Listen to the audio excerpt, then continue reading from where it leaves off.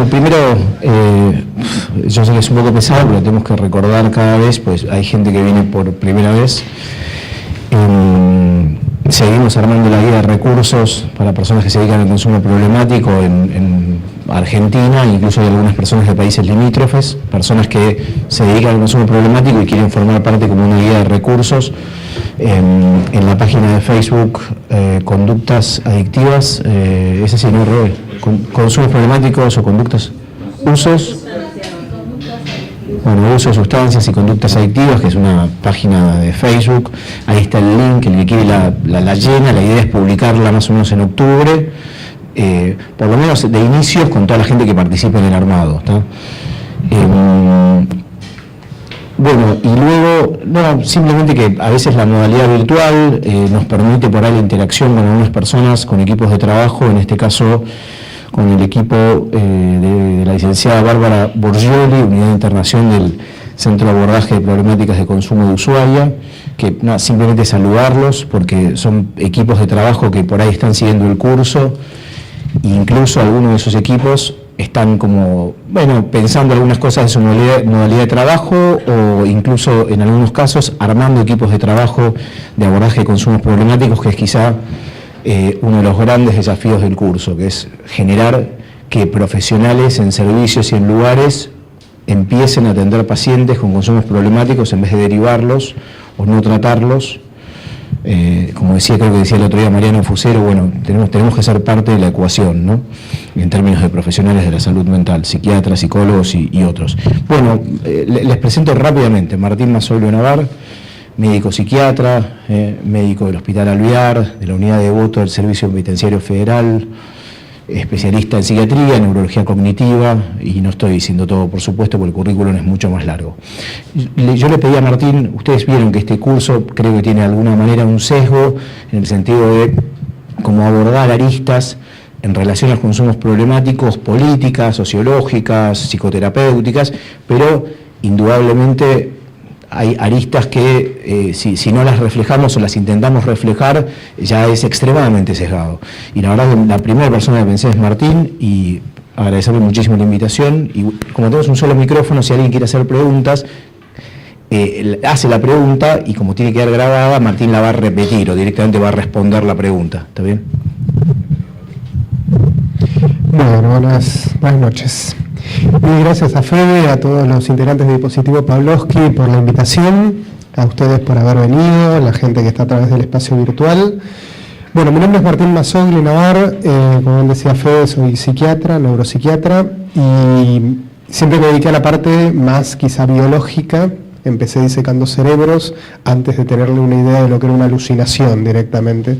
Por lo cual, lo que voy a hacer es un poquito un recorrido de, primero la parte de las imágenes, qué son, cuáles hay, pero desde una mirada crítica, ¿sí? Para que cuando cualquiera de nosotros vayamos a leer lo descriptivo de cada uno de los trabajos de investigación, podamos desde ya no confundirnos, poder criticarlo, poder ver hasta dónde llega la validez de las cosas que se están presentando, pues desde ya voy a hablar de muchas cuestiones descriptivas de lo que se vio en imágenes, que se pudo reproducir en unos N de tamaños muestrales grandes, pero que todo tiene una limitante, hay que saber cuándo pedirlo, cómo pedirlo, y el resultado que venga, no tampoco pensar que va a ser la solución para nada. Esto es una lista más, es un recurso complementario más para tanto diagnóstico como evolución, ¿sí? Eso para tenerlo en cuenta, por lo menos desde el modelo del cual yo voy a ir hablando. La primera parte sí vamos a ver cuáles recursos hay a nivel imagenológico, no sé si son todos médicos, psiquiatras, psicólogos, algunos se dedican a imágenes quizás, por lo tanto vamos a hablar un poquito de eso para la segunda parte y después cerrar con algo que va a traer un poquito de polémica, que el otro día lo hablamos con Fede, en relación a la nueva aplicación de las imágenes en lo que es el neuroderecho, o neurolo, ¿no? En relación a algunas pericias, algunas cuestiones forenses, en las cuales las imágenes han tomado en ese sentido un lugar y en algunos casos fueron denegadas, desechadas, en otros no, en otros fueron muy tenidas en cuenta, y para qué y en qué posición obviamente ética uno se tiene que poner frente a esto, y también qué posición científica, decir, hasta acá está bien lo que dicen las cosas o la descripción, esto lo dejamos con puntos suspensivos. Y lo que sabemos hoy, quizá mañana sepamos alguna otra cosa. No tengo ningún conflicto de intereses desde ya para la temática de la presente charla. A nivel de generalidades, siempre quisimos saber, ¿sí? Como yo les decía, yo empecé disecando, siempre quisimos saber ya desde el 1500 qué había dentro de nuestro cráneo, ¿no? El cerebro, cómo se describía, cómo se lo podía empezar a ver, que había núcleos, y obviamente esto va dentro de un paradigma de la neurociencia. En un momento era tan importante la corteza que se hacían correlatos, ¿sí? Muy binarios, A entonces B, por lo cual esos correlatos fueron dejándose de lado a partir de la década del cerebro de los 90, y después se empezó a ver que no era tan importante la corteza, llegando toda una explicación neurocientífica en relación a lo subcortical. Y después un pasito más se dio en función, desde ya en paralelo a lo que las imágenes permitían, ¿sí? Y lo que salía de las investigaciones, que se empezaba la ultraestructura o las fibras de asociación. Y hoy por hoy la gran diva de las neuroimágenes van a ser las tractografías, por lo cual es como, tengo que pedir una tractografía. ¿Para qué? ¿En qué momento? ¿Qué voy a encontrar? ¿Sí? Y también teniendo en cuenta esas explicaciones, desde ya que sabemos que eran totalmente reduccionistas en función a ciertas áreas del cerebro que regulaban tal o cual conducta, o si había, por una cuestión de investigación lesional, un área que estaba alterada, entonces tal función no se iba a poder llevar a cabo bien. A partir del mapa citoarquitectónico de Brodmann, que es un mapa basado en la parte histomorfológica, se empezaron a encontrar zonas y a cada una de las zonas se le quiso encontrar una explicación, un algo por el cual tenía un determinismo que después se empezaron a dar cuenta que no era así. Otro de los problemas eran los correlatos que había entre los animales o la investigación lesional en animales y llevarlos a la explicación de la conducta humana, que sabemos desde ya que no. Si bien en algunas cuestiones más motoras, de lo que sería el cerebro posterior, lo sensorial, la parte anterior desde ya sabemos que sería totalmente imposible.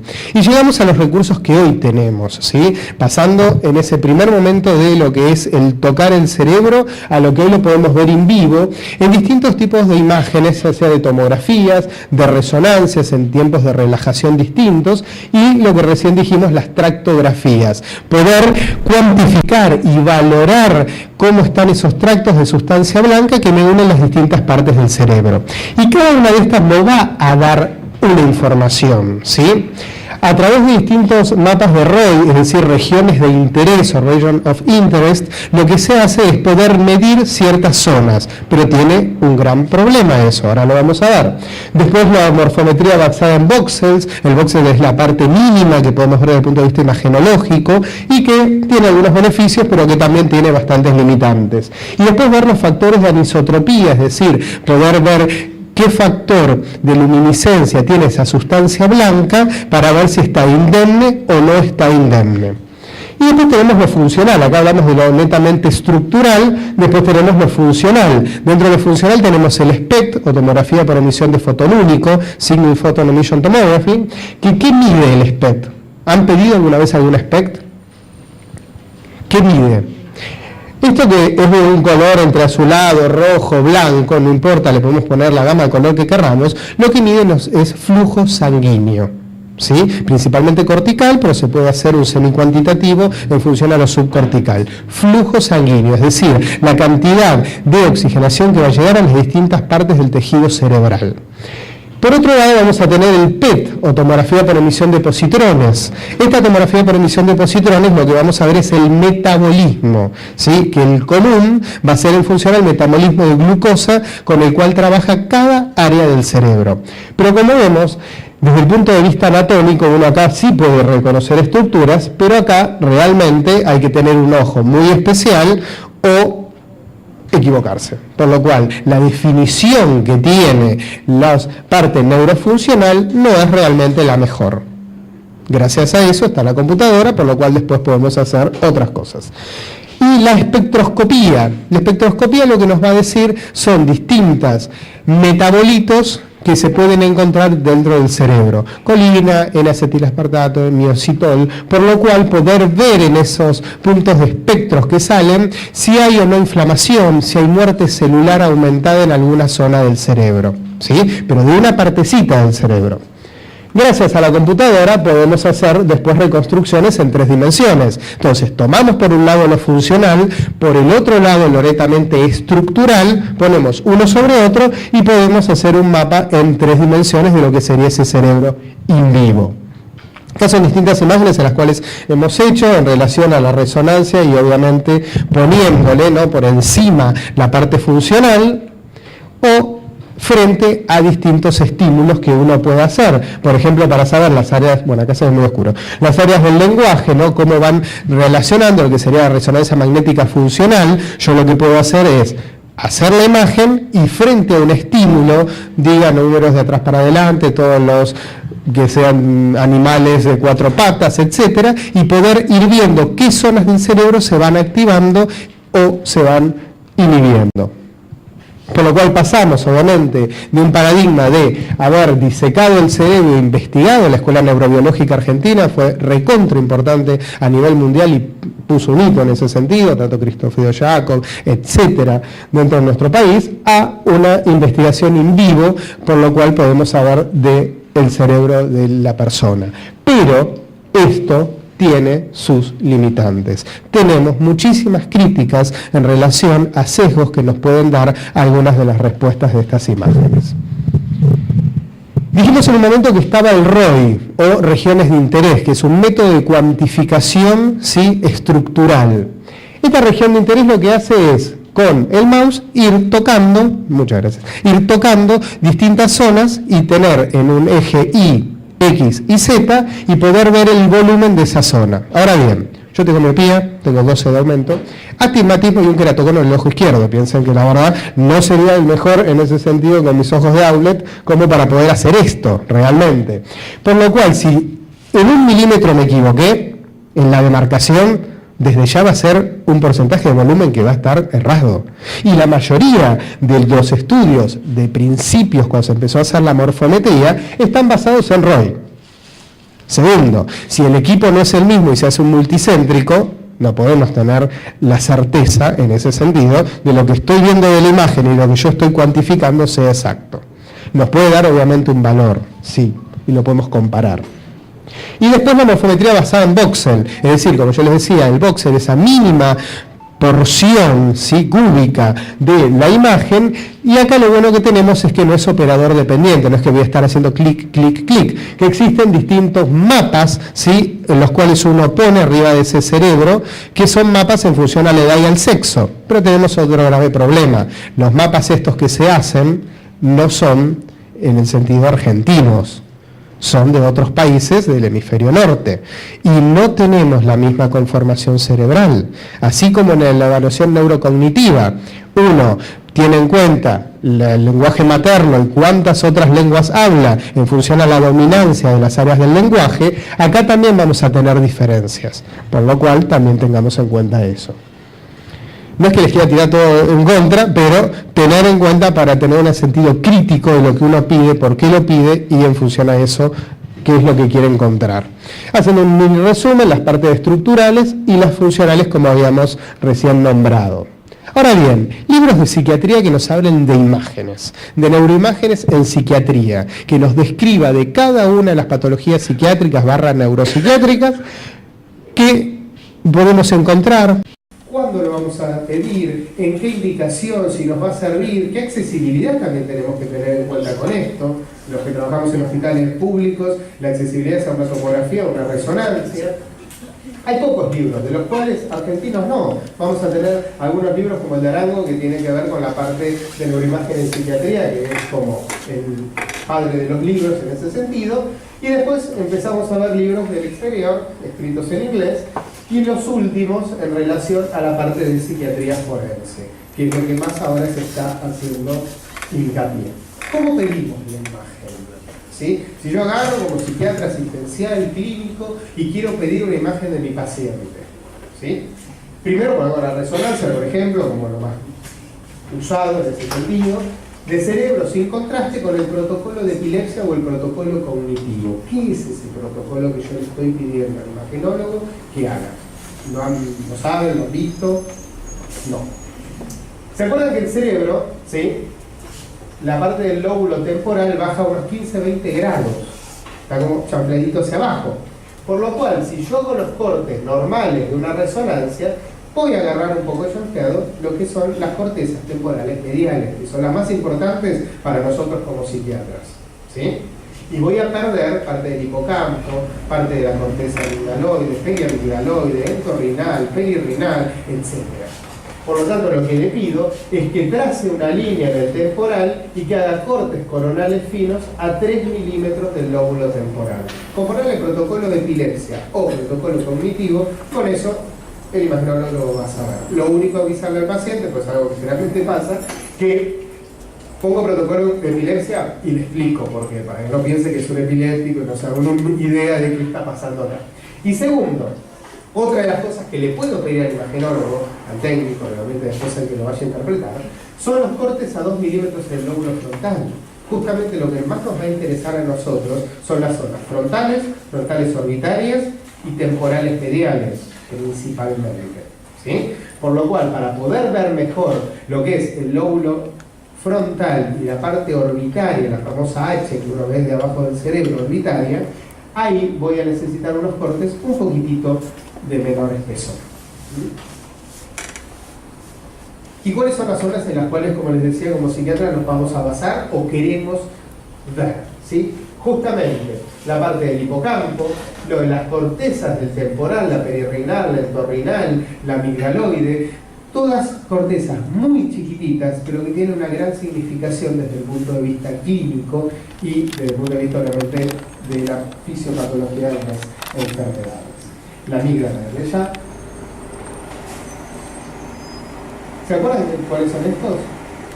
Los cuerpos mamilares, por ejemplo, si vamos a hablar de alcoholismo, los cuerpos mamilares dentro del circuito de Papez, que son recontra chiquitos, que a veces los tomaban actualmente en anatomía, ¿sí? Después en la imagen realmente pueden pasar desapercibidos y yo los voy a necesitar ver o valorar desde el punto de vista de un paciente con un trastorno adictivo, en el caso del alcoholismo principalmente. Perdón, sí. ¿puedes repetir el término de recién? Los cuerpos mamilares. Cuerpos mamilares. Ahora bien, alguno no pidió SPECT, pero ¿se hicieron algún SPECT cerebral? No. Bueno, yo sí. Ahora bien, ¿por qué? ¿Qué protocolo? Uno tiene que, cuando envía al paciente a hacer algo, por lo menos saber qué va a hacer el paciente. Miedos que le pueden surgir, me van a meter adentro de algo, me van a inyectar. Sí, lo van a inyectar. Le van a poner un trazador, ¿sí? Para poder después valorar ese flujo sanguíneo. O en el caso del PET, le van a poner un trazador especial para poder valorar cuánto es el consumo de glucosa en las distintas partes del cerebro. Por lo cual, uno lo que hace es dejar al paciente en un ambiente sin luz, sin ruido, ¿sí? Unos 20 minutos, después se le inyecta una X cantidad, 30 milicurí del trazador, lo deja 20 minutos más, para que pase la barrera hematoencefálica, y luego se toman las imágenes. En el caso de yo querer hacer un estudio con activación, es decir, diga tal cosa, diga tal otro, puedo tomar un basal y después hacer frente a la activación a ver si hubo algún cambio de metabolismo o de perfusión. Hay varios tipos de trazadores dentro de lo que es el SPECT. El que más se utiliza es el Tecnesio 99 con SD. También está, y van a ver en los distintos papers, el HMPAO, que cualquiera de los dos son excelentes. Lo único que cambian son en cuestiones más que nada de excreción. Y sí decirle al paciente, acuérdese que después de hacerse el estudio, si bien el técnico se lo va a decir, tome mucha agua, porque la excreción es renal. Y si no, le va a dar un dolor de cabeza muy feo. ¿Y qué me va a dar ese flujo sanguíneo? Va a haber zonas que están con menor flujo sanguíneo y una hipoperfusión, que justamente van a estar correlativas con lo que tiene que ver con atrofias, por ejemplo, con isquemias, ¿sí? Muchas de las cuales se ven en patologías demenciales. Otros que van a estar hipercaptantes, por ejemplo, focos epileptógenos, ¿sí? Y otros que va a haber ausencia de captación, en lesiones ocupantes de espacio, edemas, que puede pasar que esa zona no esté. Pero tened en cuenta una cosa, cuando hablamos de hipoperfusión o de hiperperfusión, y uno vulgarmente puede decir, bueno, le está llegando menos sangre. Sí, le va a llegar menos sangre, o está en ese sentido teniendo menor irrigación. Pero no es que no la tenga. dentro del color azulado, le llega menos sangre, pero le llega lo suficiente nutricionalmente como para que ese tejido no se muera, no entre en necrosis, ¿sí? Esto es una cuestión estadística de desvíos estándar. Cuando está más de 2 desvíos estándar de lo esperable para esa zona, es una hiperperfusión. Cuando está menos de 2 desvíos estándar, es una hipoperfusión. Es decir, los 2 desvíos estándar para un lado y para el otro, tomo el 95% de la población para esa zona. Y el PET, o tomografía de provisión de positrones, que es tan común en patologías oncológicas, por ejemplo, el PET cardíaco en ese sentido, desde el punto de vista de la neuropsiquiatría, nosotros vamos a utilizar distintos trazadores para ver y valorar distintas cosas. Lo más común es para valorar glucosa. Pero tener en cuenta que yo puedo tener, desde el punto de vista de investigación, querer saber cuánta densidad de receptores dopaminérgicos hay en tal zona. Entonces usaré un trazador acorde para valorar, por ejemplo, con flúor dopa, para ver el estudio de los ganglios basales, que en este caso va a ser muy importante por la cuestión adictiva y del circuito de recompensa. Desde el punto de vista clínico no lo vamos a utilizar esto, salvo, como les digo, para lo que tiene que ver con consumo de glucosa. Esto es más aplicado a investigación o para el desarrollo de fármacos. Más allá de las cuestiones de limitantes, de costo, etcétera, de las autorizaciones de las prepagas y bla, bla, bla, tenemos que tener en cuenta la primer gran pregunta. Estos estudios funcionales son marcadores de rasgo o marcadores de estado. ¿Qué les parece? Levantando la mano, a ver, ¿quién les parece que es un marcador de rasgo? O un marcador de estado. Lamentablemente no les voy a poder dar esa respuesta yo. El 50% de la bibliografía dice que va a ser un marcador de rasgo, otros que va a ser un marcador de estado. ¿Por qué? Porque va a depender obviamente de la zona, va a depender del tipo después de tratamiento que yo haga. Por ejemplo, la rehabilitación neurocognitiva, en muchos casos, revierte cuestiones de hipoperfusión, ¿sí? Pero hay zonas donde fue algo atrófico, que murieron neuronas, que directamente desapareció y hay menor captación, desde ya que ahí sí voy a tener un rasgo, por ejemplo, en las demencias. Pero ojo, hay estudios en los cuales con mucha rehabilitación neurocognitiva y distintos fármacos han podido compensar o mejorar esa perfusión, ¿sí? Por lo cual esto no es determinante para nada, es un recurso. Y esto también nos va a servir mucho si es de rasgo. Sí.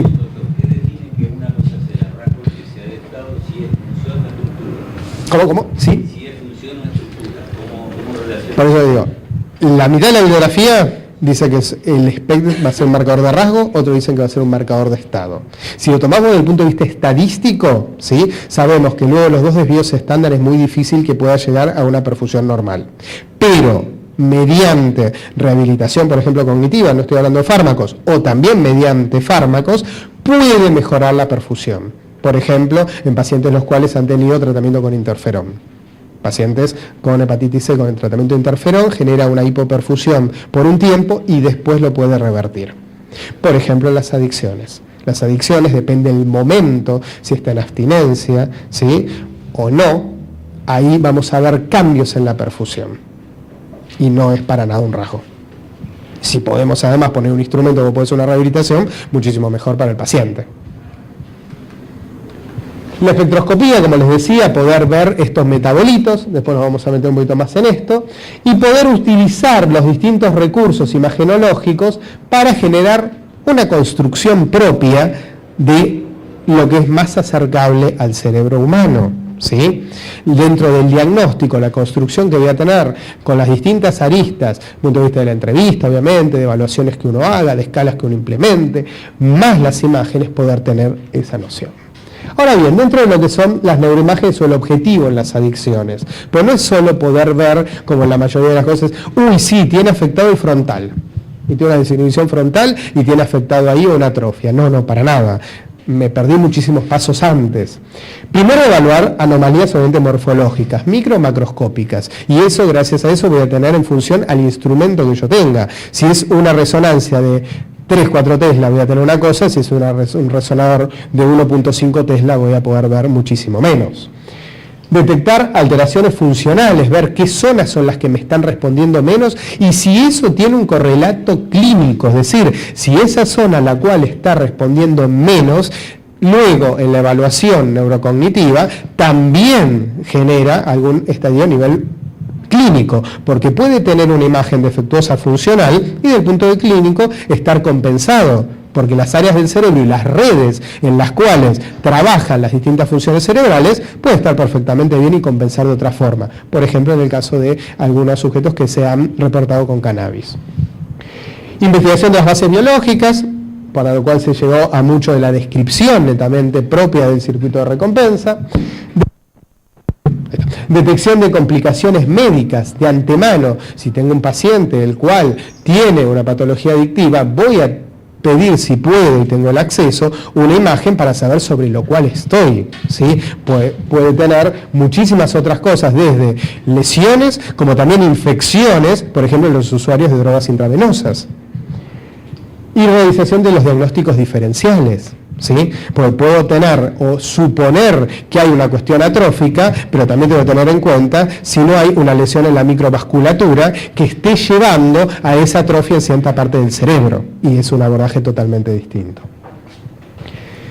¿Qué complicaciones? ¿Sí? Como recién dijimos, las atrofias, las infecciones, lesiones hemodinámicas, traumáticas, y siempre y cuando también tener en cuenta, dentro de la construcción y de cómo voy a leer la imagen, haber descartado primero cuestiones básicas del laboratorio, ¿sí? Desde el hemograma, coagulograma, hepatograma, cuántas cuestiones descompensadas del hepatograma terminan dando imágenes funcionales alteradas.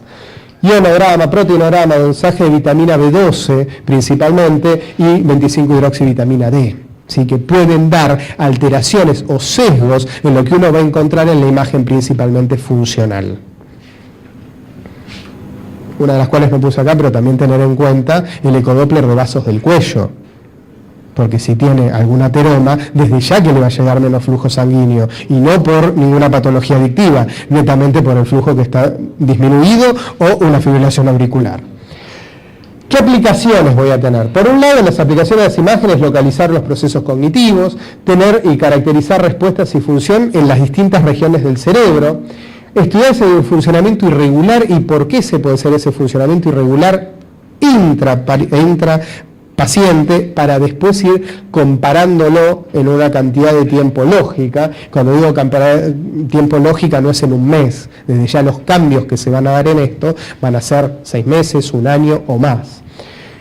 Funcionan como biomarcadores, en algunos casos han tenido y se han postulado marcadores a nivel cerebral, y después para lo que tiene que ver con la rehabilitación. Sí, la rehabilitación que yo estoy haciendo desde el punto de vista clínico está teniendo algún cambio desde el punto de vista propio biológico a nivel cerebral, ¿o no? Desde el punto de vista de ¿qué voy a encontrar? ¿No? Por ejemplo, cambios en la intensidad de la sustancia blanca. Hablamos de tractografía y hablábamos del factor de anisotropía, es decir, cuán indemne están las distintas fibras del cerebro, fibras que pueden ser desde el cuerpo calloso, ¿sí? Como una fibra comisural muy muy grande, como pueden ser las fibras de asociación cortas o las largas que me conectan distintos lóbulos del cerebro. Y esto, justamente los cambios, se asocian con el rendimiento cognitivo del paciente. Lesiones en las estructuras que pueden ser secundarias a infartos, hemorragias, en los casos más que nada de consumo de cocaína y de algunas drogas de síntesis.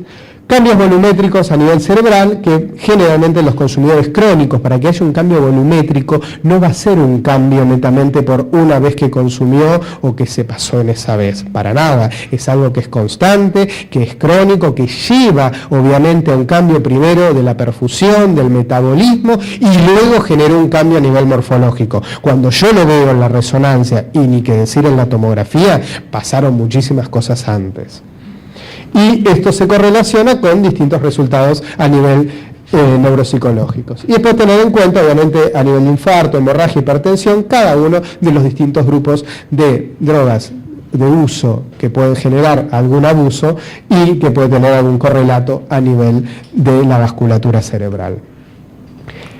Esta sería la idea.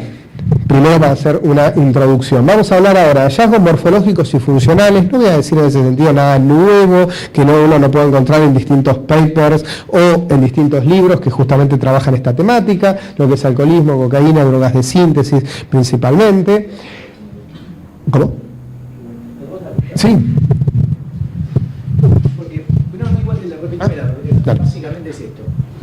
Imagínate vos un equipo de personas que atienden, médicos, psiquiatras, neurólogos, ¿qué cosas, a veces ni están los recursos, obviamente, pero incluso cuando están, creo que se pide de más y no se pide cuando hay que pedir. Si vos tuvieras una especie como de visión, decir, che, ¿qué pedirías, en qué contexto, lo básico? Por ahí lo decís más adelante. Sí. Alguna cosa decir más adelante, o ver qué quiero encontrar desde ya y en qué momento, y también cuando uno pide la imagen, muchas veces, poner en una notita o llamar por teléfono, ¿sí?, al imaginólogo o al técnico para decirle qué es lo que quiero buscar. Porque uno no puede hacer una volumetría de todo el cerebro. Es imposible. Desde el punto de vista práctico, desde el punto de vista del operador, qué quiere buscar, y segundo, desde el punto de vista también económico, porque muchas veces y en muchos lugares, y esto lo tenemos que decir sin ningún tapujo, una cosa es hacer la imagen, sale un precio, si pedimos volumetrías es como hacer 2 imágenes, por lo cual también tener en cuenta eso, ¿sí? Y después en la evolutividad, uno dice, bueno, le pido en 6 meses, ¿voy a ver un cambio en 6 meses? Y no, la verdad que no. ¿Qué tipo de rehabilitación le voy a tener que tratar de dar a ese paciente si viene con un deterioro a nivel cognitivo? Después, la actividad cerebral y la evolutividad, justamente esto, en qué momentos se dan distintos cambios propios, ¿sí?, a nivel de la fase aguda, retirada o del craving. Receptores y transportadores cerebrales, eso es algo que obviamente basó la cuestión desde el punto de vista de después los abordajes farmacológicos, y como les decía para cerrar, la neuroimaginología aplicada a lo que se viene, o por lo menos nombrar algunas cosas de este recurso dentro de las cuestiones forenses. Dentro del alcoholismo, el alcoholismo fue el primero que más describió cambios a nivel morfológico cerebral, cambios a nivel morfológico cerebral. Quizá por la prevalencia que tenía al principio, segundo, porque era muy fácil encontrar, ¿sí?, después de mucho tiempo, y los cambios que genera dentro del cerebro y todo el cuerpo que llevan a generar cambios a nivel de la morfología cerebral, y se vieron alteraciones del número, tamaño, arquitectura, conexiones en distintas partes del cerebro. Si bien en lo cual uno más habla o más se describe es dentro del lóbulo frontal y obviamente del hipocampo, tenemos sustancia blanca, y el cerebelo, el primero o el inicio de los cambios a nivel morfológicos en los pacientes alcohólicos es dentro del vértice cerebeloso. Luego se van a dar los cambios a nivel del lóbulo frontal y del lóbulo temporal, ¿sí? Y tener en cuenta que la atrofia cerebral puede ser reversible si se suspende el consumo, ¿sí?, obviamente del alcohol. ¿Sí? Perdón, ¿cisura y cesura es lo mismo? No te escucho. Cisura y cesura. Cisura. ¿Puse cesura?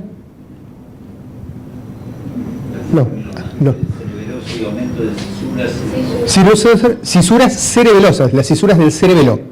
¿Sí? En el cerebelo teníamos lo que es el vértice cerebeloso y los 2 hemisferios, y cada uno de los hemisferios tiene unas cisuras que dividen lo que es el lóbulo anterior, el lóbulo posterior superior y el lóbulo posterior inferior, esas cisuras que van a ser las mismas obviamente que uno va a tomar, o el análogo a lo que serían las cisuras del cerebro, ¿no?, que separan partes. Después, dentro de la atrofia, obviamente, ¿a qué se debe esta atrofia? Por un lado, porque hay pérdida neuronal, hay muerte neuronal, ¿sí? Que esa muerte neuronal va a generar una atrofia o una disminución de la sustancia gris, de la corteza propiamente dicha. El descenso del volumen de los axones, ¿sí? Desde ya, si tengo una zona atrófica a nivel cerebral, corteza, los cables que la van a conectar van a estar en una involución retrógrada, lo que se llama, o cables los cuales van a desaparecer, y más junto con el alcoholismo, con propiamente el etanol, va a generar, ¿sí?, también lesión a nivel de la sustancia blanca propia de la mielina de los tractos que conectan. Y después del descenso de la arborización de las dendritas o de las distintas conexiones que se generan dentro del cerebro. Por un lado tenemos esta disminución del volumen, de la sustancia gris, de la blanca, y cuando hay un aumento de ventrículos, sabemos que la caja craneana es lo que hay, ¿sí? No podemos estirarnos para los costados en situaciones por lo menos normales.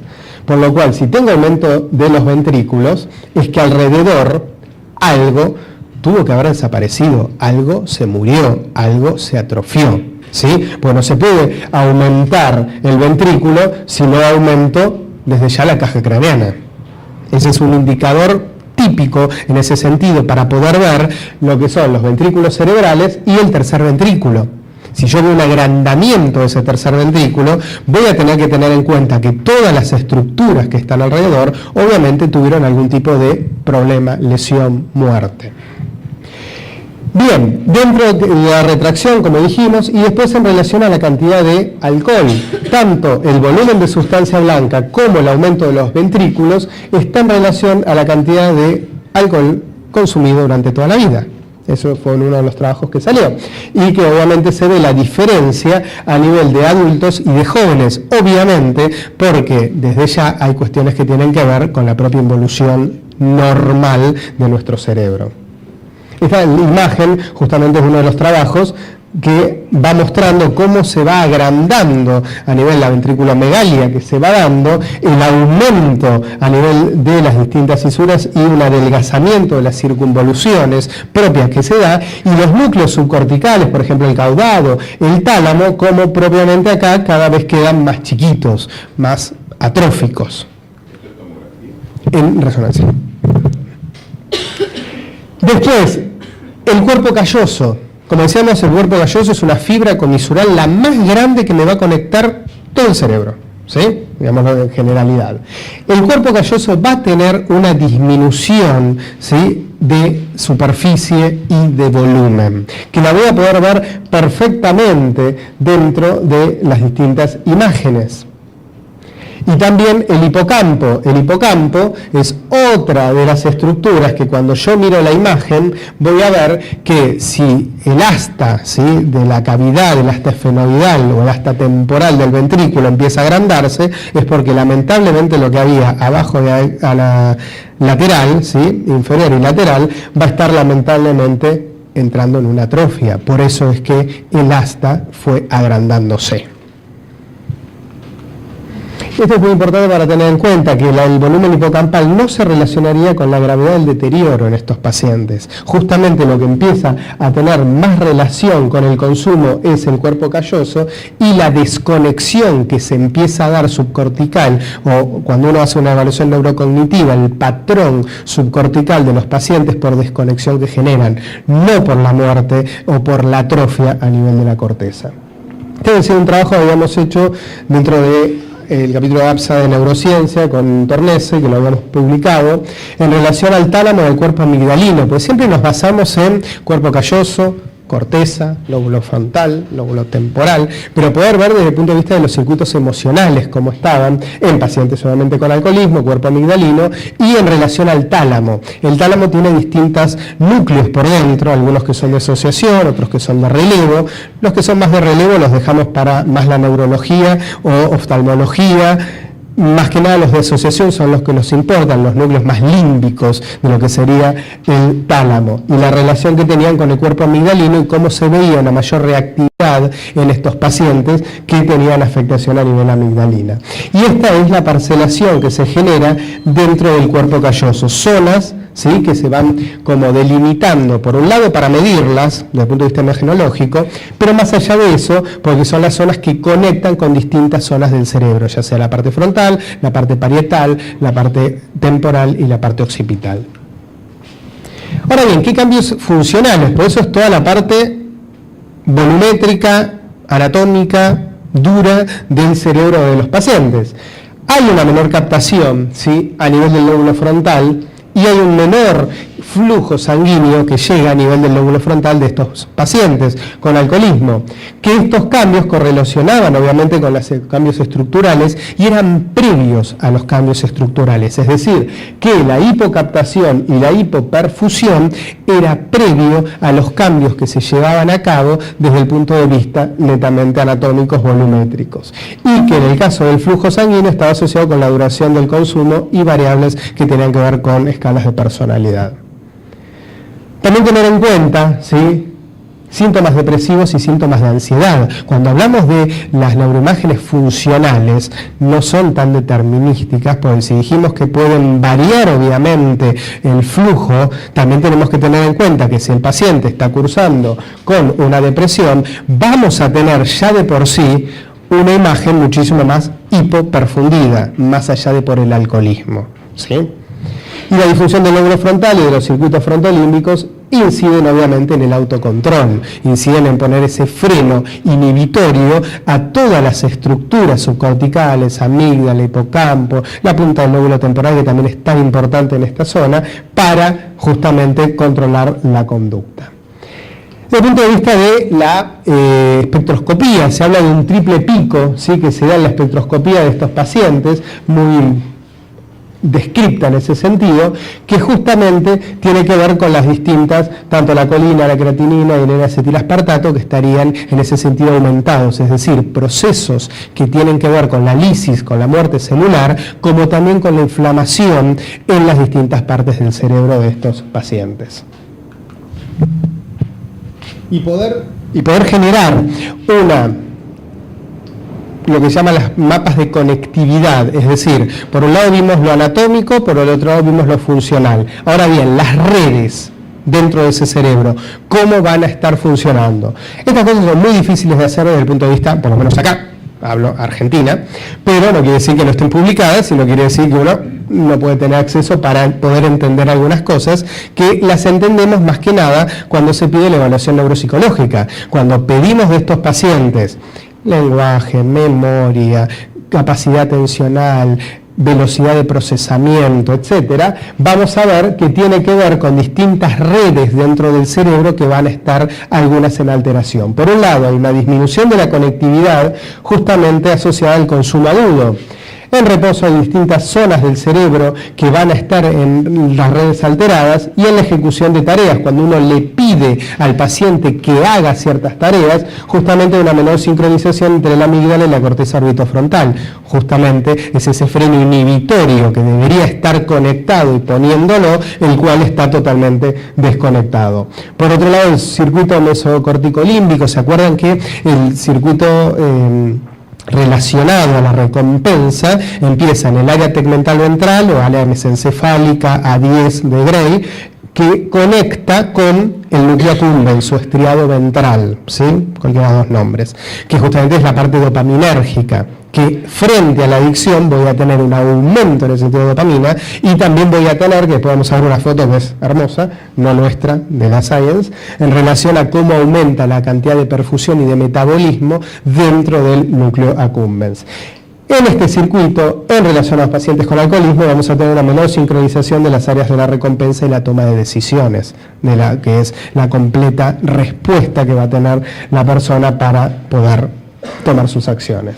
Y sí hay un aumento en la conectividad entre el área tegmental ventral con la órbita frontal y con la amígdala. El área tegmental ventral, que es el núcleo propio en ese sentido, relacionado a la dopamina, va a estar con tanta perfusión en respuesta, que desde ya va a aumentar su relación con estas dos áreas.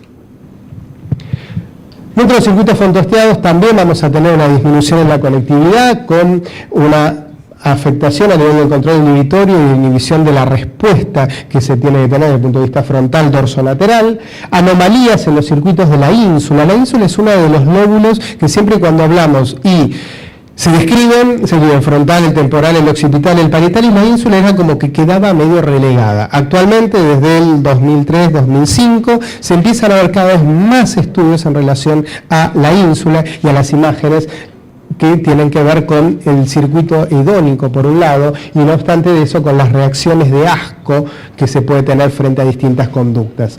Hay una menor conectividad entre la amígdala y la ínsula con el circuito del cíngulo anterior y de la corteza prefrontal dorsolateral, que justamente en los estudios dicen que hay una incapacidad para frenar señales interoceptivas frente al craving de estos pacientes.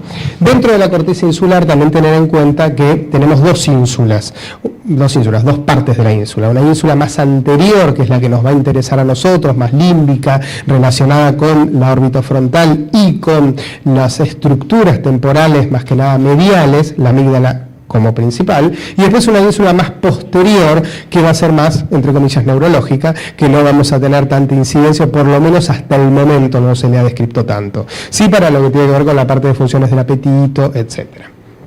Y el déficit de la conectividad funcional en sujetos sin consumo de alcohol, pero con historia familiar de alcoholismo. Eso también hay que tenerlo en cuenta. Que en pacientes que han tenido historial de alcoholismo, los padres en primera generación, ascendente, tenían un déficit propio en la conectividad. También hay diferencias a nivel de los receptores, a nivel serotonérgico.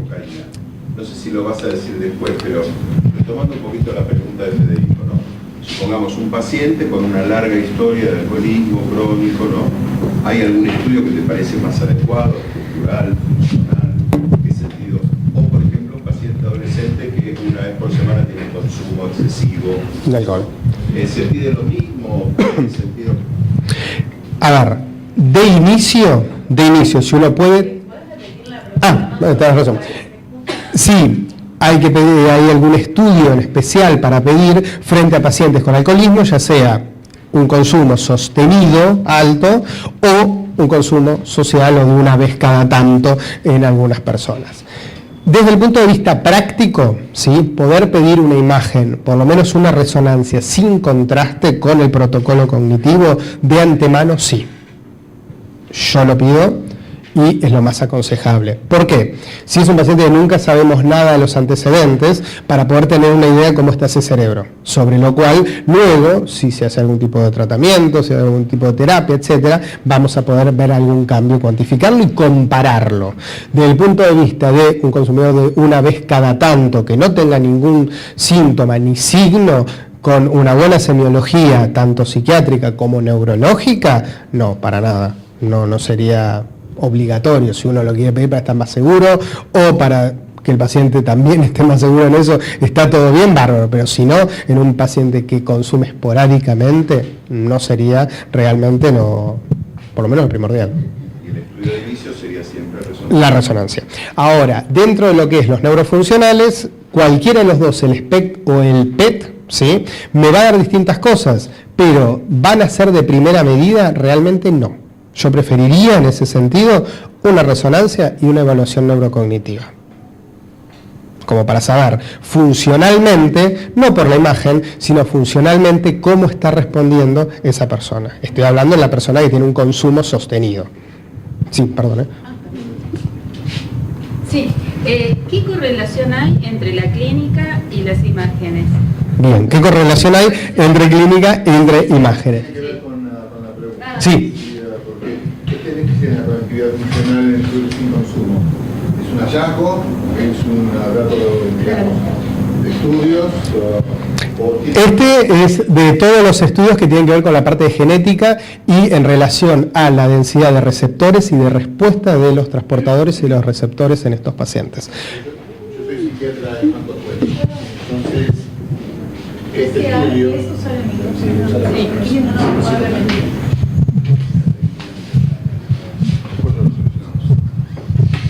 Me parece que tiene relación con la pregunta que estabas haciendo. A mí me interesó fundamentalmente esto por su utilidad en pediatría y en adolescencia, ¿no? Quería saber si este déficit en conectividad tiene que ver con hallazgos en algún protocolo de estudios determinado o si se asocia a algún otro tipo de sintomatología o adicción.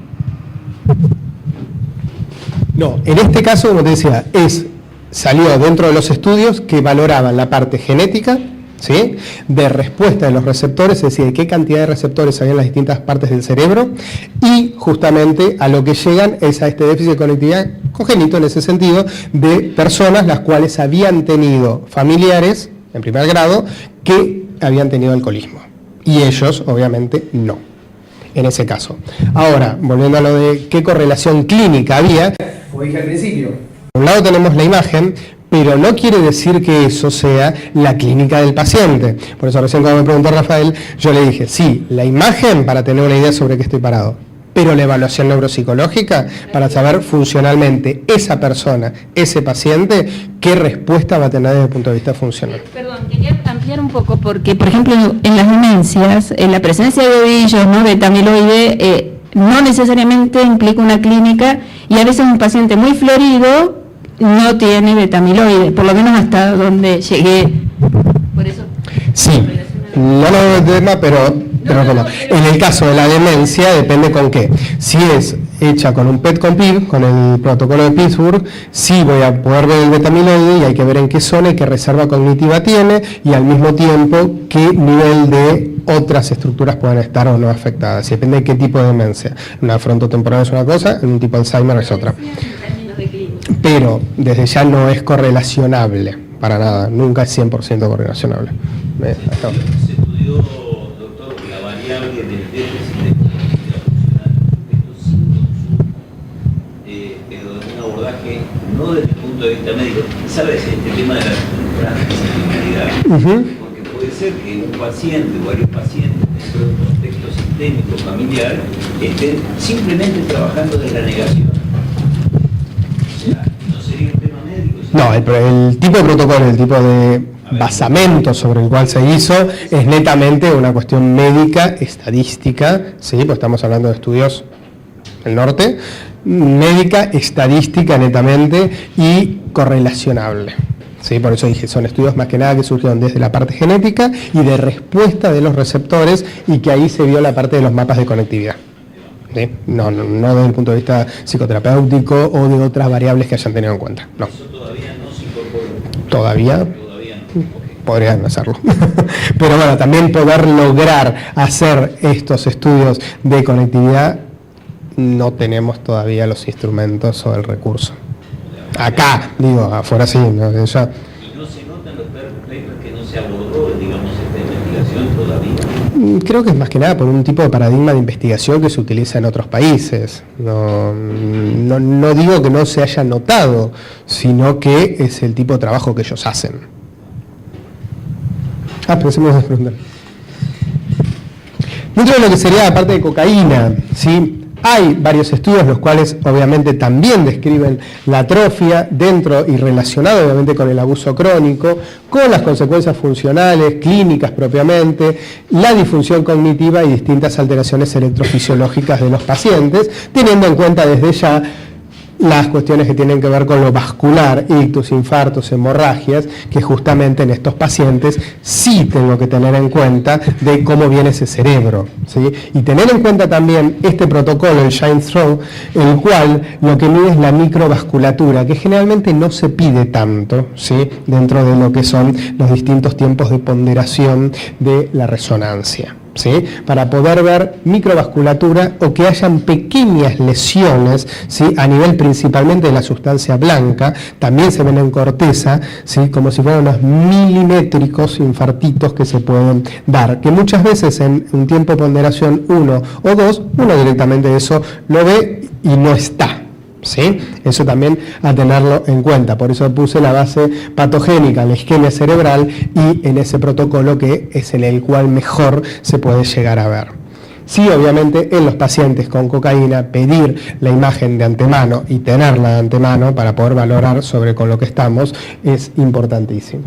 Desde el punto de vista funcional, sí, la disminución de la perfusión dentro del SPECT, ¿sí? De la perfusión cerebral del flujo sanguíneo, y se describe un tipo de patrón en parches que se va dando, ¿sí? Dentro de lo que es la imagen. Como verán acá, distintas como zonas, las cuales están más apagadas, y al lado de zonas las cuales están bien perfundidas o por lo menos más prendidas, ¿sí? Acá voy a ver si yo veo la imagen, decir, uy, acá pasó algo, desde ya eso no es normal, pero teniendo en cuenta una cosa, que no se los dije al principio. El SPECT es un estudio el cual es comparación con uno mismo. ¿Por qué? Cuando yo cuantifico o hago un semi-cuantitativo de las distintas partes del cerebro, hago en el numerador un número y en el denominador la cantidad del flujo sanguíneo del cerebelo. Comparo todas las zonas de mi cerebro con el cerebelo propio. ¿Sí? Si hay una patología cerebelosa, lo voy a comparar con el lóbulo occipital. Si también tengo una patología a nivel occipital, no voy a poder hacer un semi-cuantitativo en ese caso. ¿Sí? Eso para también tenerlo en cuenta, que si uno lo hace después al tiempo sobre ese mismo paciente, va a poder comparar desde el punto de vista semi-cuantitativo. Igual dentro de la imagen, obviamente, voy a ver este tipo parchado de flujo por la vasoconstricción. Y después del consumo agudo y crónico se asocian con alteraciones desde el punto de vista funcional, ¿sí? Principalmente todo en la parte de la corteza prefrontal. Consumo crónico voy a tener atrofia, ¿sí? Atrofia más aguda a nivel frontal y temporal. Dentro de la atrofia frontal va a haber dos especiales que voy a tener que tener en cuenta. La dorsolateral, es decir, la que tiene que ver con los niveles de conceptualización, de formación de toda la parte de cognición superior, y la orbitaria del lóbulo frontal, que es justamente la parte más inhibitoria. Un aumento de la tasa ventrículo cerebral desde ya, lesión neuronal con activación glial en la sustancia gris y en la sustancia blanca, aumento en el mioinositol dentro de lo que es la espectroscopía, y un aumento del volumen del caudado y del putamen. ¿Sí? Acá tengo no una disminución, sino un aumento del volumen a nivel anatómico. Pero siempre tenemos que tener en cuenta que uno puede tener mayor una estructura o menor, pero puede estar funcionando bien o estar compensando. ¿Sí? Por eso lo aclaro, pues son cosas que a veces se dicen. Dentro del flujo sanguíneo del SPECT voy a tener asociada la desinhibición conductual, déficit a nivel atencional. El déficit a nivel atencional generalmente se ha relacionado mucho. Dentro de la atención ustedes vieron que tenemos distintos subtipos de atención. Atención ejecutiva, atención focalizada, y cada una de esas relacionadas con distintas redes de nuestro cerebro. Y la mayoría en relación a la parte de ejecutiva. Es decir, a la parte de la red atencional anterior, corteza prefrontal, cíngulo principalmente, con todas las distintas áreas. El deterioro a nivel de la memoria, alteraciones a nivel de lo conceptual, como dijimos antes, flexibilidad mental y dificultades a nivel de la inhibición. Y que persiste este flujo disminuido 6 meses luego de haber abandonado el consumo. Claro.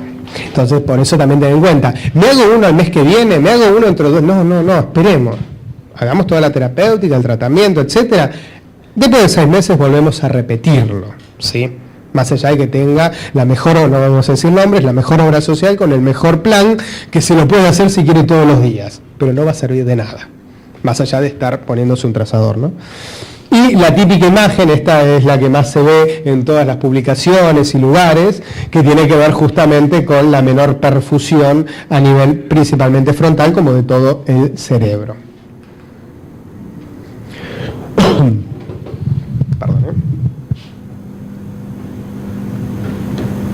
Dentro de lo que sería la parte de conexiones o de conectividad de las redes de los pacientes con cocaína, vamos a tener una disminución a nivel de la conectividad de las zonas de recompensa, área tegmental, ahí falta una T, área tegmental ventral, tálamo y núcleo accumbens, y la intensidad de la conectividad es inversamente asociada con los años de consumo. Eso fue en un estudio del 2010 que habían hecho la correlación. Y en los efectos de la abstinencia, alteraciones también en la conectividad frontoparietal, se ve que hay una cuestión más compensatoria desde el punto de vista parietal para el control de lo que se llama las conductas desde el punto de vista superior a inferior o top-down, una disminución de la conectividad a nivel del putamen y de la ínsula, y una disminución de la conectividad de regiones frontolímbicas. Todo va a estar obviamente en menos.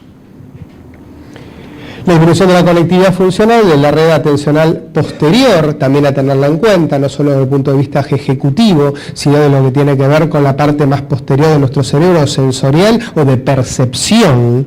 ¿Cómo? Percepción, justamente, de percepción. Y tareas de atención sostenida, las cuales obviamente también van a estar relacionadas con todas estas zonas del cerebro y van a estar en alteración, como la menor conectividad funcional entre regiones de atención sostenida, procesamiento y movimientos simples.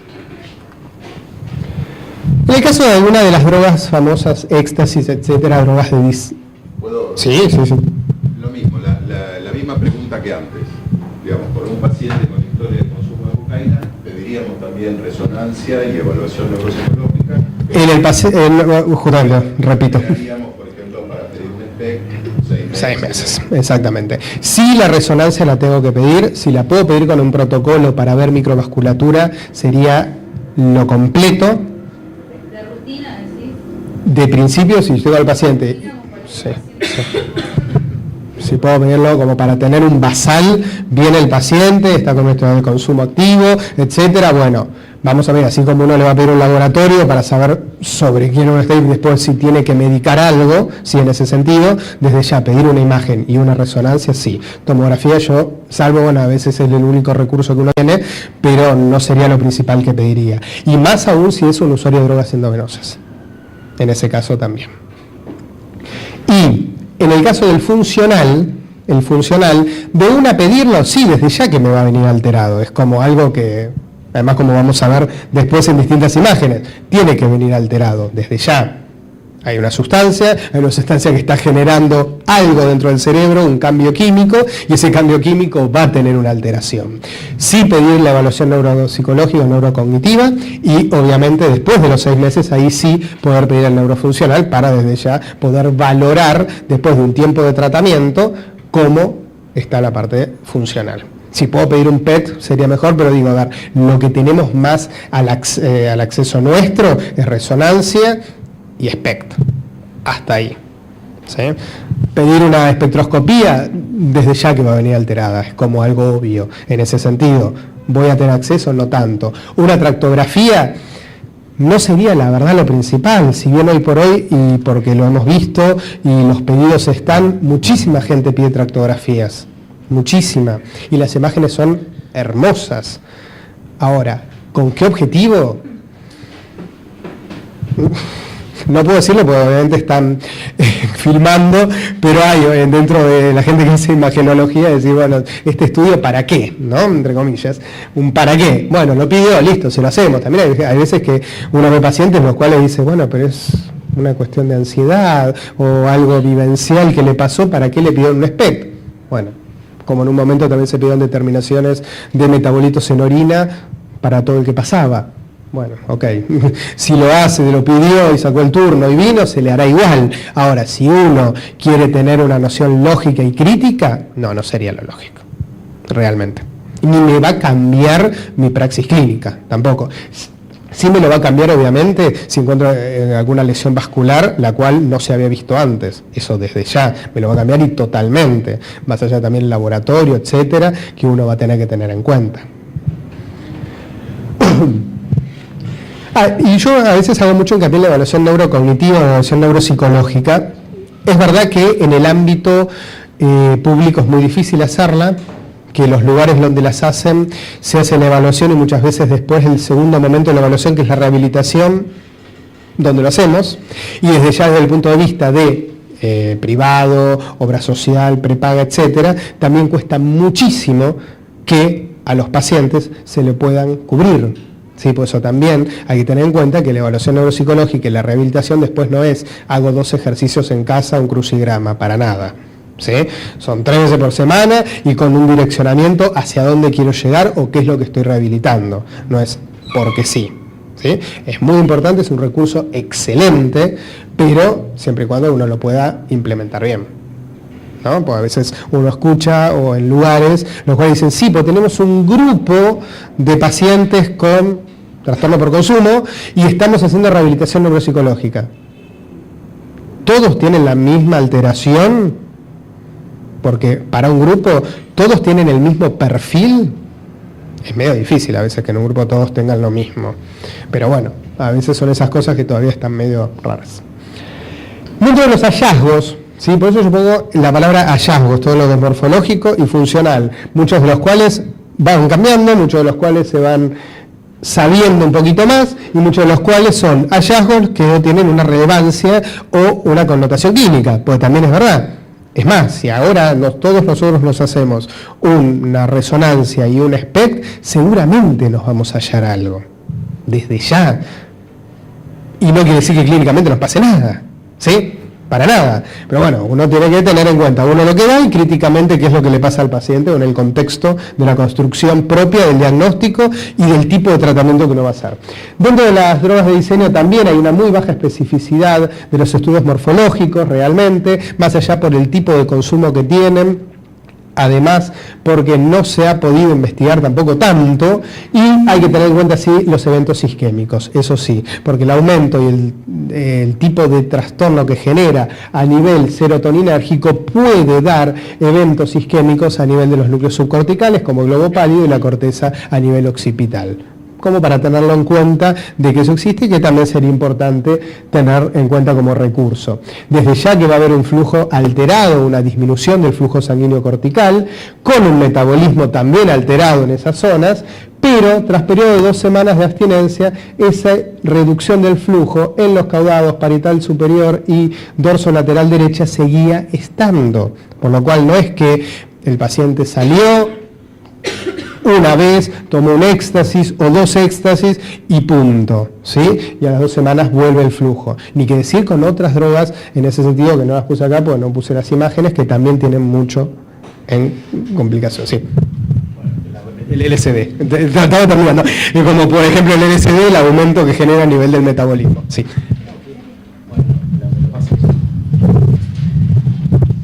No, que nosotros tuvimos, cuando vino José Caprese, estuvimos hablando un poco de entrevista, él estuvo hablando un poco de entrevista motivacional y las estrategias motivacionales. Y me parece que a veces se ha utilizado las neuroimágenes, sobre todo funcionales, con una cuestión de mostrarle al paciente, pero casi como de amenaza, es decir, mostrarle al paciente una alteración neurofuncional en una persona que está intoxicada y decirle, usted tiene que hacer tratamiento, pero con ese contrato, que me parece que es el peor contrato, digamos. Sí, coincido con vos, Fede, en ese sentido. Desde ya que le va a venir alterado, como yo le decía antes con cocaína, consumiste la semana pasada, ayer, te va a venir alterado, y sí, es obvio. Ahora, buscar como una alianza, o si fuera un anzuelo para que diga, uy, sí, quiere decir que me está pasando algo en mi cerebro, ¿sí? Muchos los utilizan para eso, sí. Desde el punto de vista, depende de la relación médico-paciente obviamente que uno tenga, depende del posicionamiento ético también que uno también tenga, y por eso digo, depende también la crítica que uno tenga sobre el conocimiento de las neuroimágenes, ¿sí? Si uno a veces lo dice eso sin conocimiento, ok. Ahora, si uno conociendo esto y sabiendo las limitaciones del estudio, uno le baja al paciente esa información, creo que está haciendo un doble error. Ahora, si uno no lo sabía, ok, vino erróneo, mirá, vino tal cosa. Ahora, si uno sabía qué es lo que estaba encontrando con el estudio, no es un tipo de intervención en ese sentido que yo hago, la verdad, no para nada. Y por eso digo cuándo pedirlo, en qué momento y qué quiero encontrar. Y todas las limitantes que estos tiene, todas las limitantes que tiene, muchísimas. Bien, acá les mostraba justamente dentro de las drogas de diseño, en el caso del éxtasis, a las 2 semanas, obviamente, cómo el flujo todavía queda en ese sentido alterado, ¿sí? Y las distintas alteraciones que se ven, obviamente esto no es en humanos, es en ratas, a nivel del hipocampo, en el árbol dendrítico que se empieza como a romper. Saben que en la parte del hipocampo es una zona que tiene mucha neurogénesis.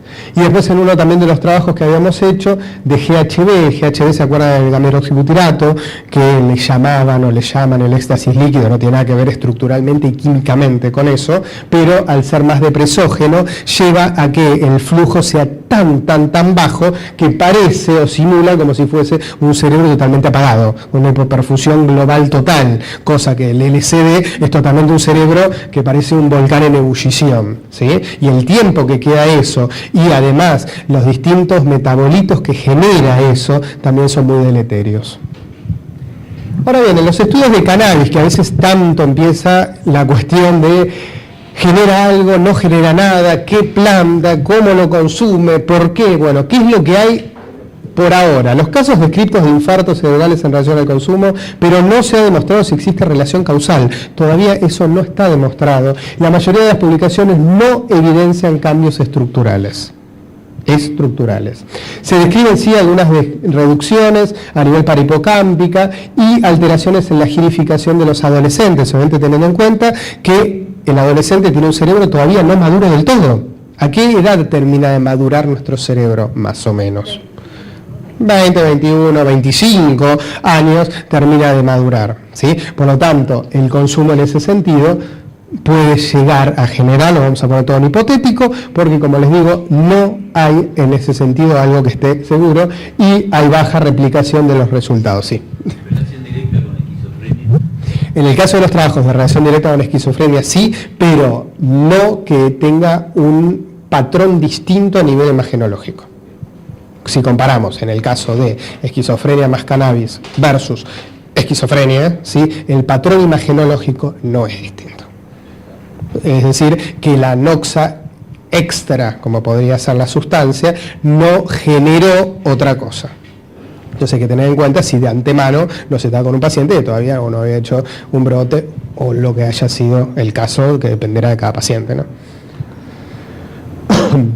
Sí tener en cuenta que aumentan el flujo sanguíneo en reposo tras el consumo de marihuana, especialmente del lóbulo temporal izquierdo, y esto tiene mucho que ver con algunos malos momentos que pueden tener los pacientes frente al consumo de cannabis, ¿sí?, a nivel visual principalmente, y la administración aguda se asocia con un aumento de actividad del cíngulo, justamente una mayor atención, la ínsula, la corteza prefrontal, orbitofrontal y el cerebelo, ¿sí? Y en consumidores habituales tenemos lo contrario, el flujo sanguíneo menor en el cíngulo anterior. Y obviamente menor rendimiento cognitivo en tareas relacionadas con el tiempo, atención, memoria, flexibilidad cognitiva, toma de decisiones y velocidad psicomotora. Eso sí, a tenerlo en cuenta. La extensión de la activación de los circuitos dentro de las tareas cognitivas, saber que hay redes alternativas que se han utilizado, esto sí es muy importante, pues justamente la extensión en la activación de los circuitos al realizar tareas, como de toda la corteza prefrontal y el hipocampo, distintos trabajos de 2007, que sugieren un incremento de los recursos cognitivos para realizar tareas ejecutivas y de memoria. Es decir, el área o la red que cualquier persona que no haya consumido utilizaba, en los pacientes consumidores de cannabis utilizaban mayores áreas del cerebro para lograr la misma respuesta. Lo cual nos da dos preguntas. Una, ¿la red específica que utiliza toda la gente estaba deteriorada? Segundo, ¿por qué necesita utilizar otra red? ¿O tiene una conformación distinta de trabajo de ese cerebro? Y la utilización de redes alternativas como mecanismo de compensación. Este es un SPECT de un paciente, ¿sí?, adicto a polisustancias, en ese sentido, que habíamos hecho, bueno, saqué el nombre. Como verán, ¿sí?, en la parte frontal, temporal, parietal, tenemos una hipoperfusión sostenida directamente, y la perfusión de excelencia, lo que sería el cerebelo y el occipital, están indemnes en ese sentido, por eso se puede hacer el semicuantitativo. Esto es muy común en verlo en los pacientes, lo que no quiere decir que sea irreversible, para nada, como vimos hasta recién. Dentro de lo que es la actividad cerebral y la evolutividad, sabemos obviamente que todo lo que es el trastorno por consumo tiene un curso, como dijimos hasta ahora, dinámico. Y dentro de ese curso dinámico van a haber primero cambios a nivel bioquímico. Si uno pudiera llegar a pedirle una espectroscopía de las distintas partes del cerebro, va a ser lo primero que va a haber afectado. Después, a nivel funcional, dentro de lo que es el consumo de glucosa y el consumo de oxígeno, como también luego, que es a lo que generalmente llegamos, cuando se empieza a ver una alteración a nivel morfológica. Esa es la sucesión de eventos que se van dando. Como recién usted había dicho, la colega, en relación, también se ven las demencias, que uno dice, bárbaro, veo la atrofia, pero 20 años antes pasó algo. Y en relación vamos a tener cambios a nivel de la intoxicación por administración aguda, los estados de abstinencia y finalizada la desintoxicación. Sin meternos tanto en las distintas hallazgos, vamos a tener en cuenta desde el punto de vista clínico cuándo pedir y cuándo no. Ya dijimos y llegamos al primer punto en el cual vos me habías preguntado, Fede, si recién consumió, le pido, no, la verdad, se puede pedir, sí, pero no me va a dar algo distinto, para nada. Ahora, en el momento de la abstinencia, ¿cuándo? Dijimos, dentro del SPECT, después de los 6 meses. En el momento de la abstinencia del alcoholismo, también es esperando unos 6 meses como para tener una noción. Ahora bien, en la rehabilitación, en 6 meses, ¿voy a ver una rehabilitación? evaluación distinta? ¿O voy a ver un cambio a nivel imagenológico significativo distinto? No.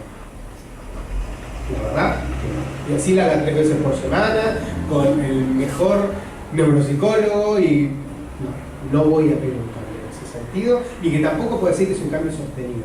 Por eso volvemos a la primera de las preguntas: ¿era un marcador de rasgo? ¿Era un marcador de estado? Porque seguramente yo hoy a la mañana tenía una perfusión muchísimo más alta de la que puedo tener ahora.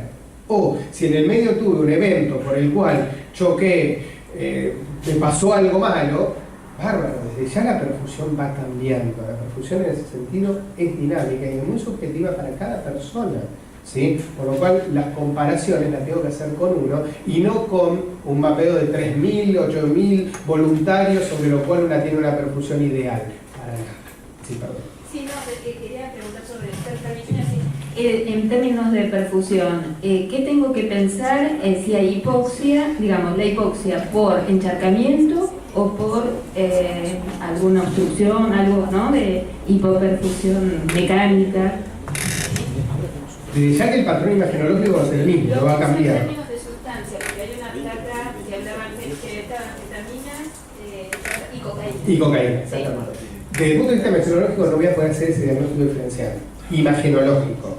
Voy a tener que utilizar obviamente otro recurso, por eso yo decía la construcción que se va dando con esto. Un recurso me va a poder dar una respuesta y otro mucho más. Y en los pacientes con polisustancias no voy a poder saber cuál incidió más o cuál incidió menos. Sí hay metodológicamente estudios los cuales comparan, puedo encontrar pacientes, esto es otra de las cosas que genera un sesgo grandísimo.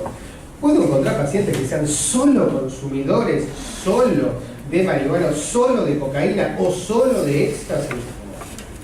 Es medio difícil, digo, algunos habrá, desde ya, no vamos a decir que no. Ahora bien, muchos de los estudios dicen, se evaluaron a tantos pacientes de tanto tiempo y se aplicaron tales escalas para descartar depresión y cosas, y eran solo consumidores de cocaína. Y es medio difícil, después ponen 300 casos. Obviamente con otros recursos quizás se puede, digo, lo veo difícil. Ahora, muchos de los últimos trabajos lo que hacen es comparar cocaína más alcohol versus cocaína más THC. ¿Sí? Y ahí poder tener una diferencia entre uno y otro. ¿Sí? Eso sí, o como recién hablábamos, en relación a comparar uno con el factor o sin el factor entre un grupo y el otro. ¿Sí? Y trabajos contra control en ese sentido, en este caso, no serían lo más lógico metodológicamente, como recién dijimos. Si como fue la semana pasada, ¿para qué voy a usar un control en medio de todo esto? No, bueno, por eso cuando uno va leyendo estos trabajos, uno tiene que tener esa cuestión a flor de piel de decir, bárbaro, lo leo, está bien hecho, las imágenes son hermosas, pero también tengo que tener esa cuestión crítica, sí. ¿Qué compararías en un tratamiento inicial de adicciones? En el mejor de los casos se sostendría 15 meses, en el mejor de los casos le das epicrisis. ¿Qué pondrías en la epicrisis? Inicial y final. ¿Qué sería lo mejor a nivel práctico que se busca para decir, bueno, listo, en un tratamiento que se concluyó y que fue, a ver, previsiblemente no va a tener recaída, no podemos saber, etcétera, qué es lo que podría servir y decir, bueno, mira, esto no es difícil para el caso de una posterior recaída o lo que sea. No para el caso de una posterior recaída, sí para...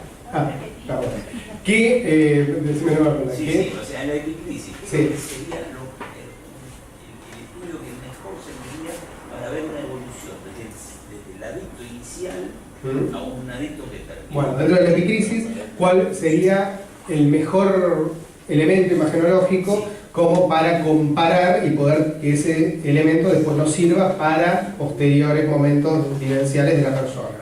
Bien, a ver, dependerá del paciente cada uno y dependerá de la accesibilidad que yo tenga. Si yo voy a tener un basal de resonancia, para lograr que la resonancia contrarreste y esté normal, no, de que ya que no voy a esperar eso, pues es imposible. La neurogénesis dentro de nuestro cerebro no lo permite tampoco así.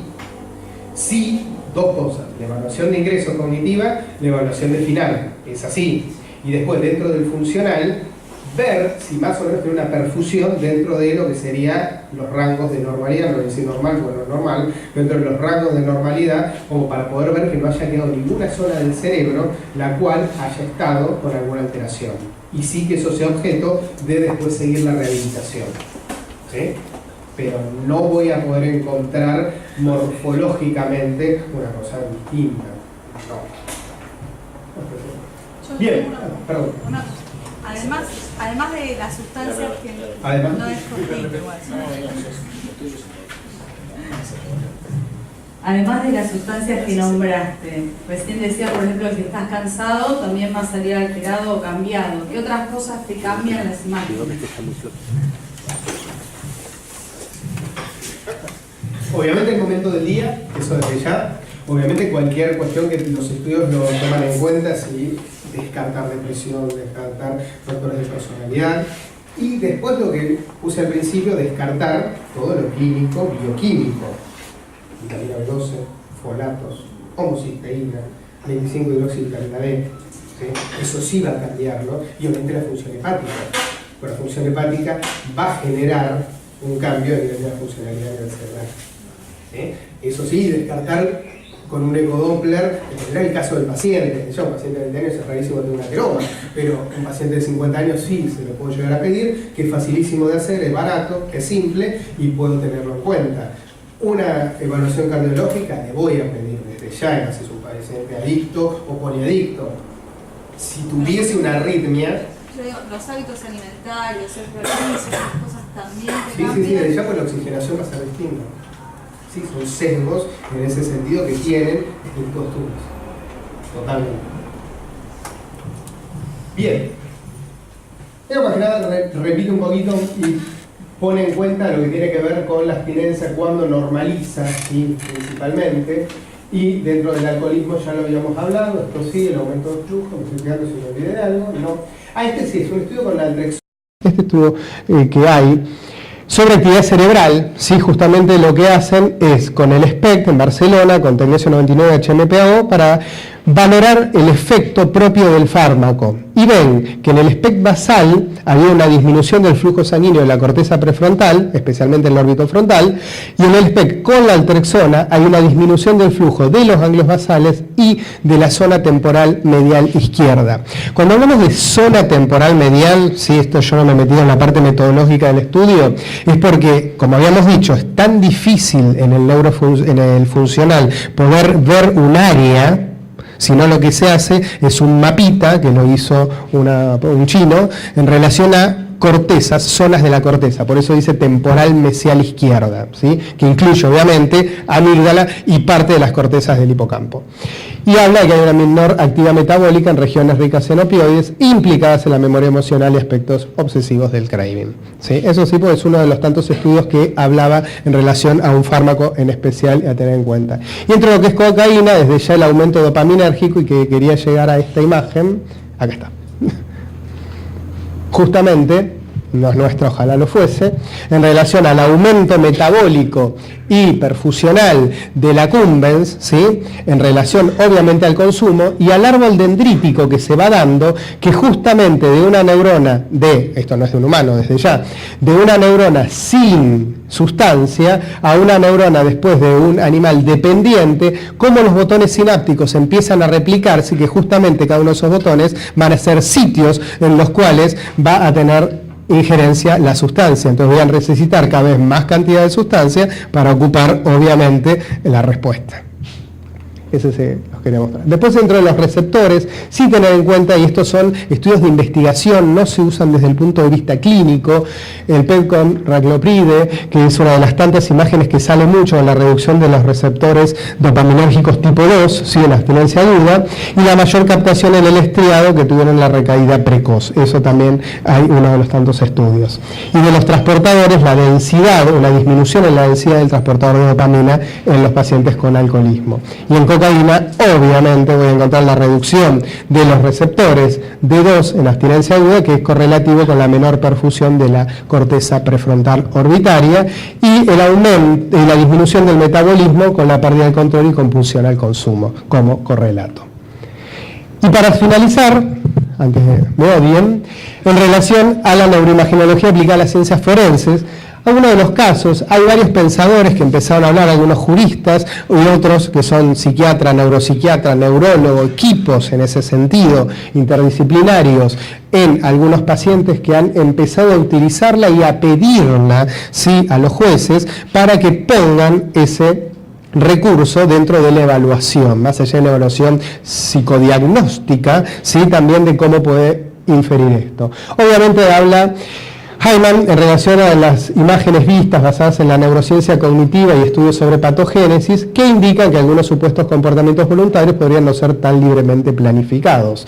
Y Morse lo que pone es en relación el foco a este concepto, ¿sí?, la legislación penal basada en la exoneración parcial genérica, que justamente tiene que ver con esta cuestión de si el acusado está discapacitado racionalmente debido a la inhabilitación cognitiva o afectiva. Y el paradigma propuesto no niega la culpabilidad de un crimen, sino que lo que desarrolla es un dogma de culpable pero parcialmente responsable, ¿sí? Las neuroimágenes jugarán un rol central en la defensa de capacidades reducidas o mitigación dentro de las condenas, y hay distintos casos, ¿sí?, en los cuales se habla, siempre basándose en la disfunción por ahora del lóbulo frontal, es en donde más ponen el foco, ¿sí?, y en distintas lesiones que se pueden dar relacionadas, en este caso lo estamos reduciendo a lo que tiene que ver con consumo de sustancias, como también en muchísimas otras enfermedades que también se habla, y la carencia de la habilidad para controlar el impulso, realizar juicios sociales apropiados o anticipar consecuencias de las elecciones. Distintos casos, Ferrell contra el Estado, Robinson contra el Estado, culpables de homicidios, en los cuales se había pedido la posible realización, por algunos casos no se lo aprobaron, ¿sí?, del PET, por ejemplo, en un consumidor de alcohol crónico, no se lo dieron. Otro en relación a que lo dio dos profesionales de salud mental, un neuropsicólogo y un neurofarmacólogo, y que justamente tenía antecedentes de consumo de sustancias y que las drogas controlaban su vida y que debido al abuso crónico estaba bajo el desequilibrio emocional extremo. El juez le niega el SPECT, ¿sí? Es buenísimo, es el mismo argumento de los tratamientos en contra de la voluntad. El mismo argumento que mitiga, o sea, que atenúa eventualmente algo penal, es el mismo argumento para decir, bueno, paciente, hay que hacer un tratamiento, no importa la opinión, porque está tomado. Justamente lo que menos se basan en relación a esto, decías, es en la capacidad judicativa. Porque uno, sí, puede tener, como dije recién, nos hacemos todos ahora un espectro, una resonancia, vamos a tener alguna zona que nos perfunda distinto, y no por eso nos incide a nivel de nuestra vida diaria, en las actividades de la vida diaria, ni nuestra capacidad para razonar.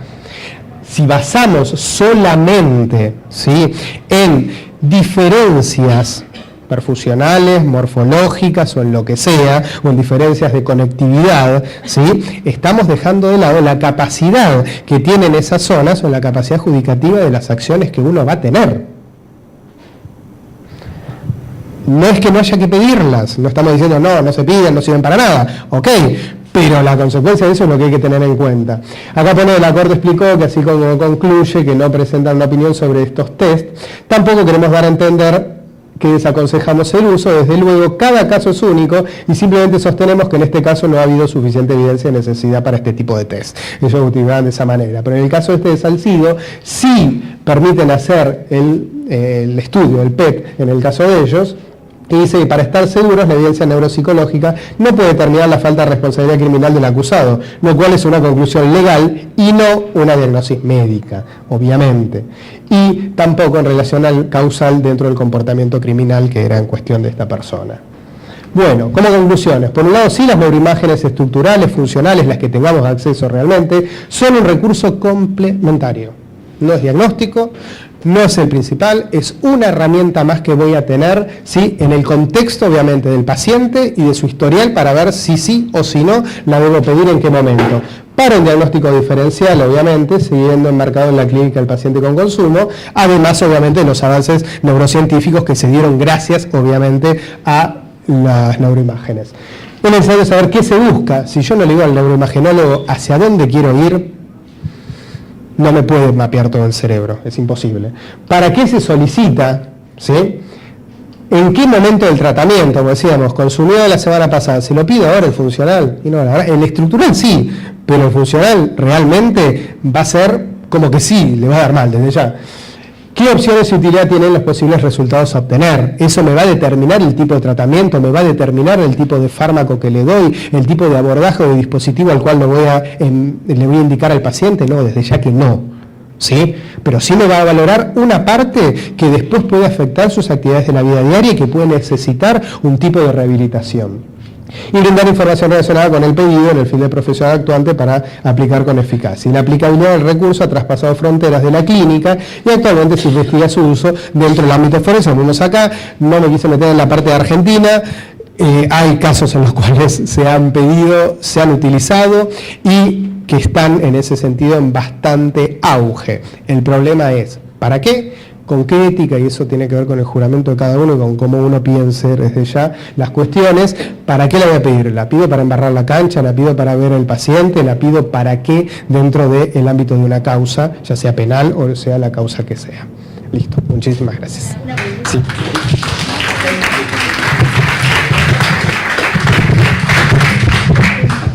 Sí, primero te aclaro que soy psicóloga, así que quizá mucho no voy a comprender de la explicación médica. Pero quería comentarte que nosotros en el dispositivo trabajamos mucho con meditación y me surge la pregunta de cómo sería el neuroimagen y el cambios químicos del cerebro. Totalmente.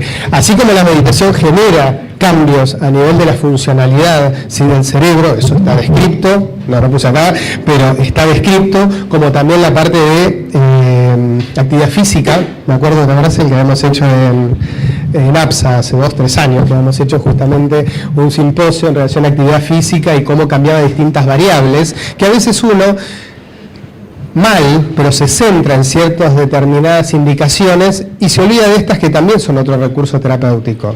La meditación es uno y en muchísimos pacientes ayuda totalmente, también hay que ver en qué contexto y en qué momento desde ya, como también la actividad física, porque cambia y genera obviamente cambios a nivel funcional del cerebro, que esos cambios se traducen en ese sentido a nivel de cuestiones clínicas o conductuales. Eso sí, está descrito, no los puse acá, pero sí, están las imágenes y todo. ¿Sí? En la última diapo decías que para diagnóstico diferencial y seguimiento. En el seguimiento, ¿cómo sería? ¿Cómo lo usaría? No, el diagnóstico diferencial era lo que tenemos en cuenta de las cuestiones médicas que pudiesen haber sobreagregadas o para poder descartar que no hubiese algo de eso. Bien. Para el seguimiento era lo que recién decíamos de en qué momento. Bárbaro, pedimos a los 6 meses. Después de pedir a los 6 meses, ¿nunca más le hago uno? Sí, si puedo hacerle uno después de un tiempo de tratamiento para ver si normalizó la perfusión y poder ver qué respuesta tuvo desde el punto de vista más objetivo, más allá más clínico, ese es el seguimiento. Pero que no tendría lógica de pedirle todos los meses uno para ver si cambiaba. Mínimo. Los cambios van a ser muy lentos. Y en el medio si hay recaídas, y eso también obviamente va a seguir. ¿Alguna otra pregunta? Muchísimas gracias.